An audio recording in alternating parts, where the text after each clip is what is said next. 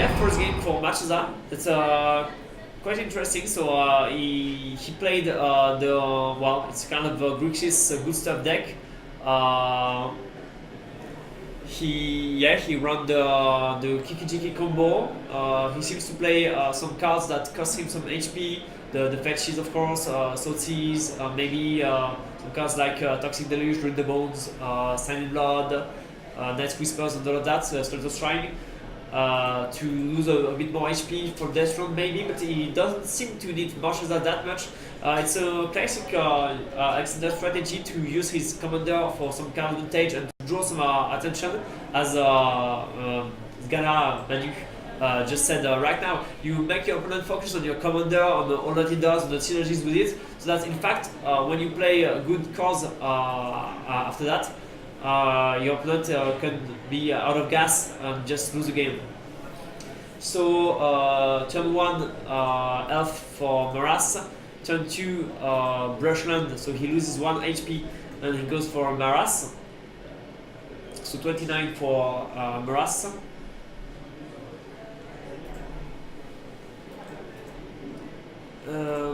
Okay, so on turn 2 it's Detection Probe for Alexander, so he must want to have some information on turn 2. Maybe he has a kind of maybe a Dark Confident, for example, something he wants to play on turn 2, or he's fearing something from his opponent, so we'll see. He seems to have Toxic Deluge, Fire and Ice in his hand, and his opponent has Nahiri, Concealed Judgment, Short of Adjuration, Short of Calling, sorry, Karmic Guide, and a land. So he draws, he will probably play his land. So yeah, Fire and Ice, Calling Torn, yeah, Toxic Deluge, Mana Confluence.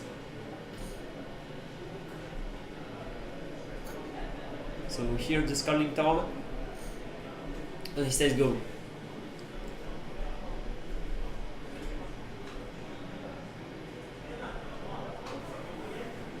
Please go. Now his opponent is just going for the beatdown. I'm curious about what the Mars players are playing his deck. He revealed the Miracle in the previous game. Now he doesn't have any pressure, in fact, in his hand. He doesn't have aggro components, he doesn't have ramp, combo, tutors, so yeah, he had the Troll of Calling, but not that much creatures to go with it, so it will cost him a lot unless he starts creating some tokens with Marath. So yeah, we'll see. Well, anyway, you need to know that, you probably already know that Marath is kind of a one-man army.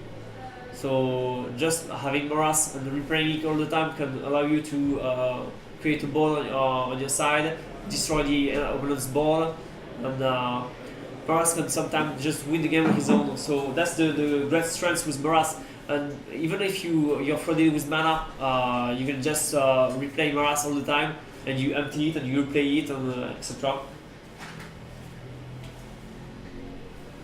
So end of turn fetch from Alexander. That will be it, I guess. So if you will just untap, draw, we will see.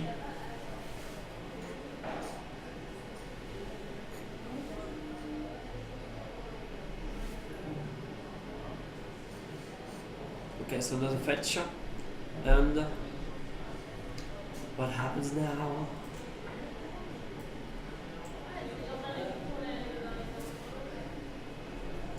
Fetch, so he has something to play.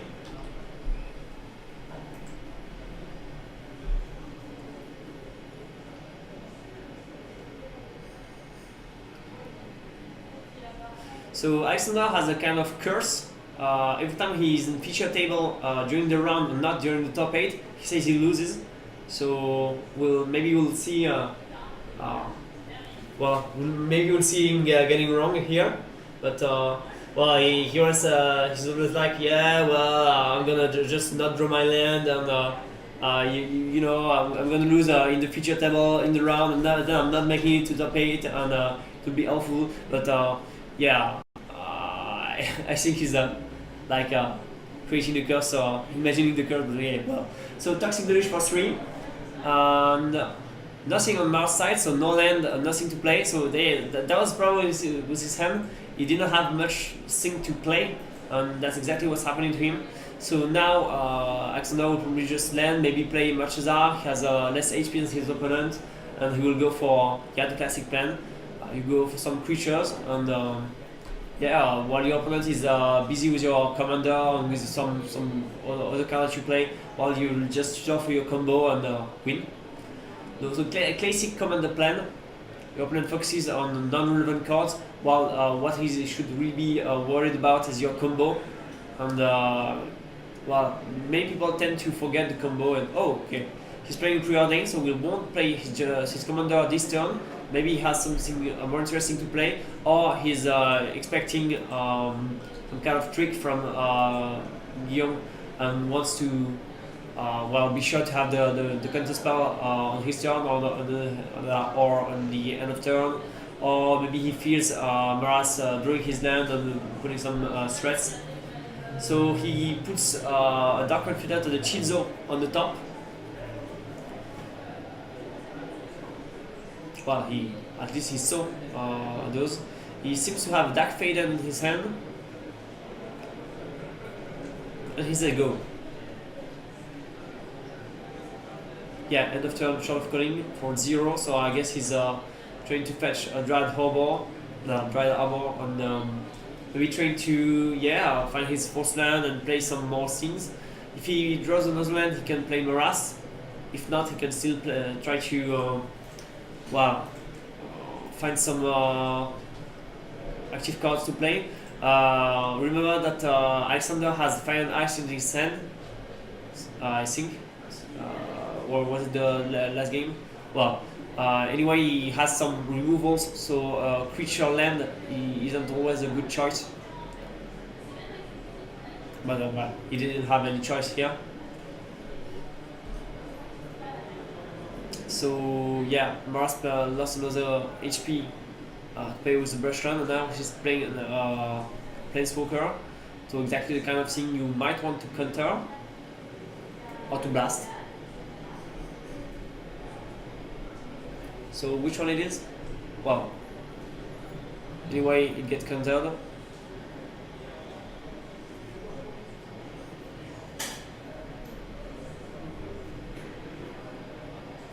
So now, 5th turn, he has Fire and Ice, a Rakdos Blood Crypt, I believe, Dark Faden.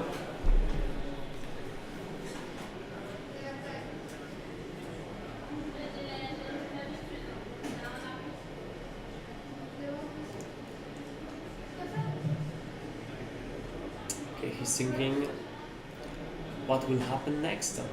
Dun, dun, dun, dun. Yeah, it was Glenagos, yeah, indeed. So the green-red one.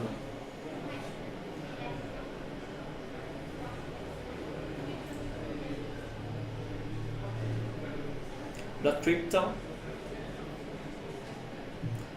sure he wants to, he's killing the Dryad Arbor and dealing 1 to Guillaume. He surely doesn't want to play the Dark Faden, if he was only 1. Okay, he's playing a Dark Confidant right after that. So he's not afraid of a Marath, because now Guillaume needs 1 more land and play Marath, and he would still need 1 more mana if he wants to ping the Dark Confidant right away. But it's the open road for Nahiri.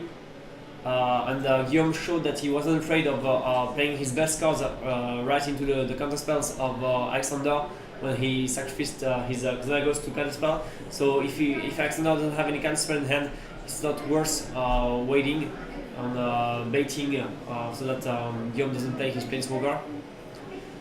So now he immediately does the +2. So discard 1, draw 1. I think he discarded Marshflat. No, he didn't have any land. So we don't see well the card. So now next up for Alexander.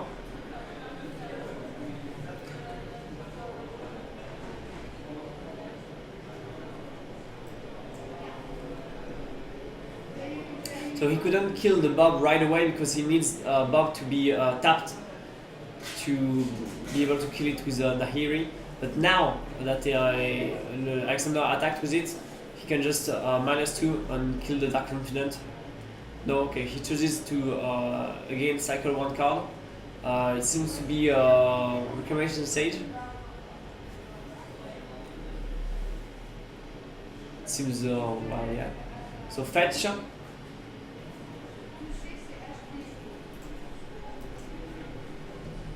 Down to 26. So Nahiri's, oh, that's why he played the Emrakul for the Nahiri's ultimate. So you choose a creature, or I think it's a permanent, and you play it. It has Has, so you can attack with it right away, and then at the end of the turn you bounce it back to your hand. So with Nahiri, you just put a 15/15 fly position from instant, I guess.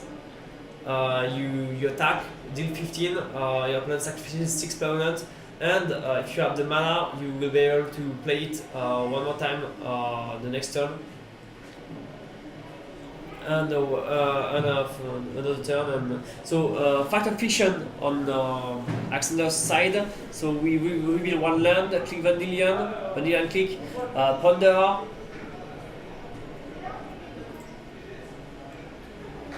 Okay, Phyrexian Metamorph. I think it's a temple on the left, and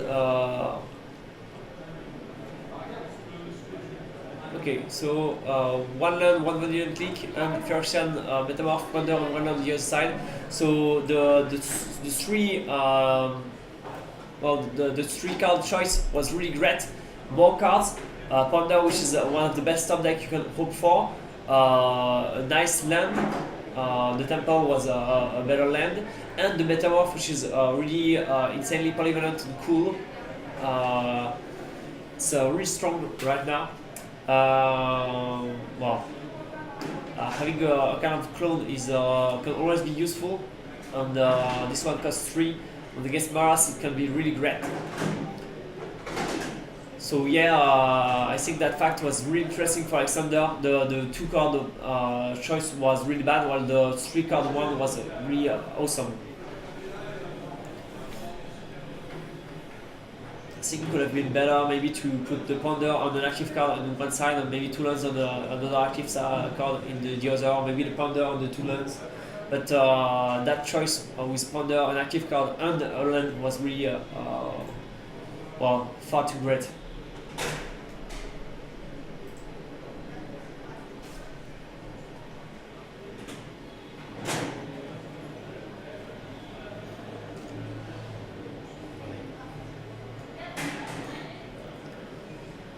So now shuffling again.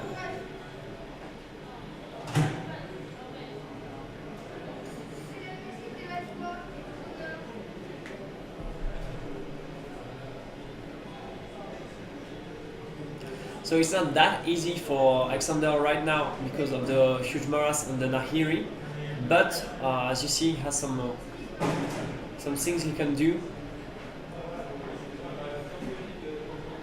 So Gilded Drake to take the control of Marath instantly kills the Gilded Drake with a Marath.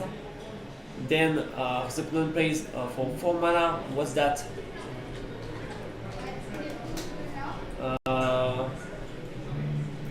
A sneak attack. Okay, so Marath sneak attack. So kind of an interesting deck. So now I really understand better the Emrakul choice. And he's boosting the here again. So he, at that point he will really want to find some cards to play, like Emrakul, Primeval Titan, Yulamog, Kozilek, everything that has a great coming to play ability, and that can maybe deal some huge damage. So interesting. Ponder on Alexander's side. So as you can remember that in Grixis you don't have many solutions for enchantments. So that's going to be really hard for Alexander. He needs to find a way to kill, or maybe a Korn, Nicol Bolas, Yugin, Chaos Warp, Navigan Stone, Knowledge Dust, something that can remove the sneak attack, because if he doesn't, and Guillaume draws an Eldrazi or something really strong like that, he won't be able to do much about it.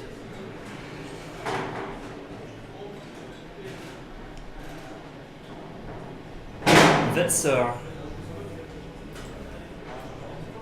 is bouncing the sneak attack, trying to delay his opponent, but he will still have enough mana to replay it and use it. So I guess Alexander also has to probably counter it on the next turn, and if he can kill Nahiri soon, he would have him prevent his opponent from recycling too much cards and finding his huge beast. So now he's using sneak attack to play Kavu and kill the Dark Confidant, but he's also kind of sacrificing his flame to Kavu, which will die at the end of the turn. So I'm not sure it was the best play, but yeah, why not? Attack Faden. So he's not planning on countering the sneak attack. And he's not planning on killing Nahiri either. It would have been really cool for Guillaume for him to. So if Alexander had attacked directly Nahiri, he would have been able to put the Kavu on the board and kill both the attackers. So it was well played from Alexander to first bounce the sneak attack, see what happens, and then only attack so that he doesn't lose both creatures. As long as he can keep the Marath, it's a nice thing denied from Guillaume. Because if he's able to replay Marath every time and use it to kill the creatures, the Planeswalker, have a board, and all of that, it's really a pain. So yeah, Guillaume seems to have not many cards in hand. 6 mana, he still has his sneak attack.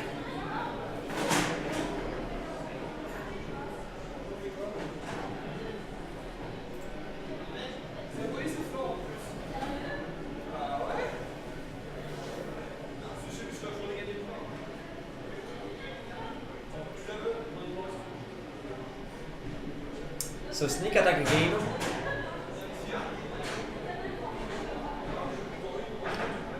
So he draws something he can use for 2 mana. Survival of the fittest. Oh my god. So yeah, the situation is not really great for Alexander. He needs to find some solutions or to kill his opponent, because right now any creature in Guillaume's hand will become an Miracle or something like that from the sneak attack. So he really needs to find something to do to kill his opponent, slow him down, prevent him from using the sneak attack, anything.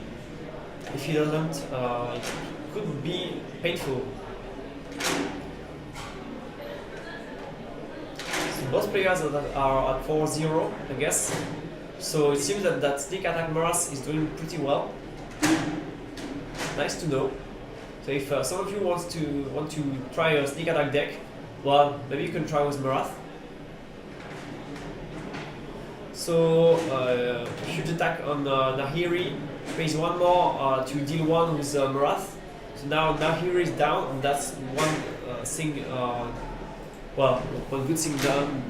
He won't be able to cycle some of his cards during the whole game. Oh, he had one creature. It's a Duress.